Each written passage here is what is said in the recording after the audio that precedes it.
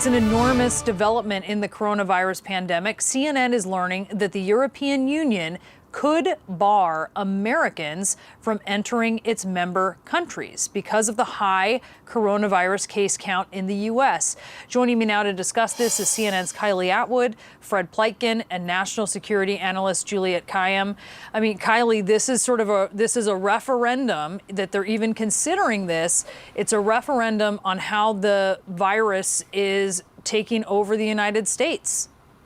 Yeah, it's really a reflection of a reality. If you think about it, Brianna, what I'm being told by EU diplomats is that as the EU prepares to open its borders to international travelers, it's considering not allowing American travelers back into the EU. Now, that is very big news because it's going to allow travelers from other countries to come to the EU, but the criteria for which it determines which countries are allowed to allow their travelers to come into the EU, I'm being told, is based on how many cases, the source of the coronavirus cases in those countries. And so because there is a surge in the United States right now, the EU is considering keeping American travelers out of the EU when they allow other international travelers to come into the country. Now, they are also considering a number of other countries whose visitors would not be allowed into the EU, and we are expected to hear a final decision on this early next week ahead of the July 1st deadline. And Fred, you're there in Berlin. What are you hearing? Yeah, I mean, I certainly think that is something that could happen, that the U.S. travelers could still be barred from entering the European Union. I mean, one of the things that we have to keep in mind is that when the European Union opens, first of all, it's every member state's own thing, which people from which countries it lets in. But of course, the EU is going to want to do all of this on a European level. They want to see to be having a common approach, and that's something that they've done in the past as well. And certainly, the thing that they are going to look at is how strong the virus is in a lot of these countries. In the end, the science in the EU here is what it comes down to. What they usually do is they will give preferential treatment to countries that are affiliated with the European Union. Like, for instance, right now, travelers from the United Kingdom are being let into the European Union, and for instance, also from Norway and some other countries. So even some countries that are not necessarily part of that Schengen area, of that common European free travel area, are allowed in. However, Brianna, one of the things that I have heard from many German officials over the past months that we've been dealing with this coronavirus crisis is they haven't been very impressed at the way that the Trump administration has been dealing with the coronavirus crisis. In fact, it was a top German official who a while back ago said, look, here in Germany, of course, Germany has done very well by and large in dealing with the crisis. We can be very happy that we don't have a situation like in the United States, where there's a lot of German politicians who believe that the crisis is not fully under control in the United States. Of course, that's also something that plays into these decisions as well. If you look at Germany, for instance, it is probably the European country that is most similar to the U.S. as far as politically structured. Also a lot of strong federalism. And Angela Merkel's government has been seen as being very, very strong in dealing with state governors, working with state governors to try and get this crisis under control, get the pandemic under control. And German politicians have been looking to the United States and saying they haven't seen that same level of cooperation from the Trump administration to the extent that you've seen it here in Germany, Brianna. Yeah, no, we just heard, Fred, from one of the major experts on vaccines who said it almost appears like the U.S. at this point has kind of given up on really managing coronavirus when you look at the moves the administration is taking. Juliette, when you look at what the EU is discussing here, the New York Times is reporting that the U.S. would be lumped in with, for instance, Brazil and Russia. And then it says that European nations are currently haggling over two potential lists of acceptable visitors based on how countries are basically doing with the coronavirus. Both include China as well as developing nations like Uganda, Cuba, and Vietnam. So what does that say about how the U.S. is being perceived here in their response?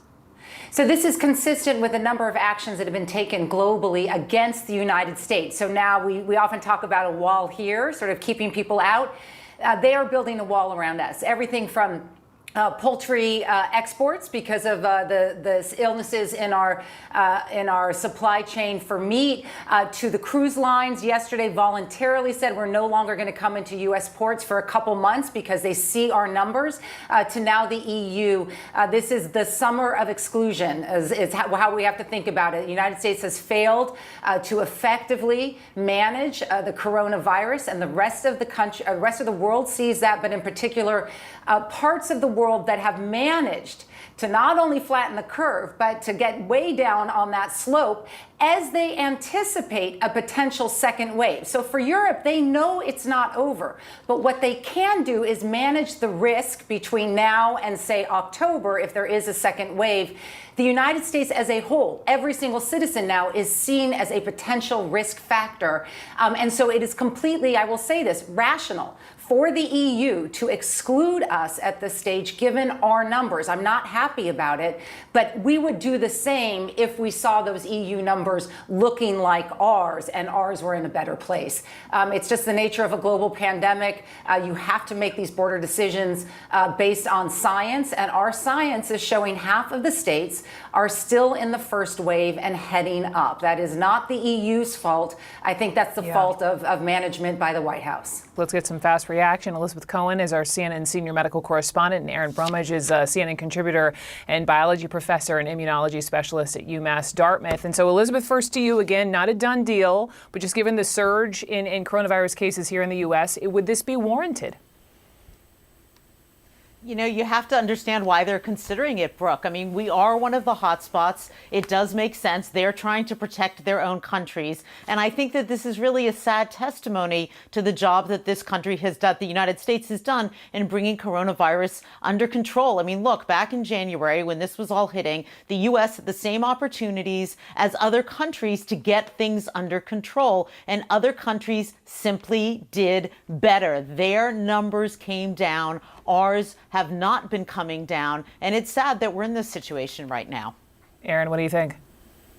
Yeah, I mean, we were very quick to close our borders, and we saw what happened with the US being peppered with new infections from Europe.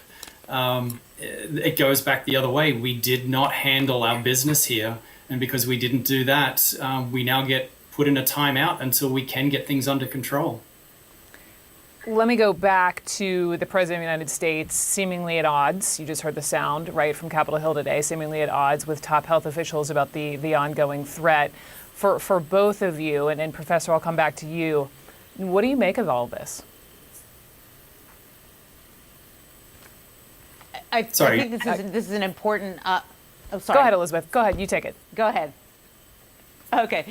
You know, I think that this is an important moment when we look at what the president has said about the that things are dying out, that just isn't the case. Things are not dying out. The situation is getting worse, and he needs to start being honest about that. You know, listening to Dr. Fauci's testimony today, Aaron, this is for you. You know, he testified that he's never seen a single virus with such a wide range of symptoms as we've seen with COVID-19, and that, you know, some people may wonder why they should be concerned if they don't have more serious symptoms. And so just with that in mind, and as you see more and more Americans hanging out, gathering over the summer, many of whom not wearing masks, not observing social distancing, what concerns you the most? It's just we've had our focus on the people that are older with comorbidities, and we've seen the devastating effect the virus has had on them. We took our eyes off what's happening to the younger people, and I'm seeing pediatricians banging the drum, talking about what they're seeing in children. We saw the double lung transplant in a 20-year-old this past week. We really don't know what the long-term effects on the health of younger people who may show milder disease, but we don't know what the longer term effects are going to be on lung function, neurological function. There's just so much that we don't know. We're guessing right now.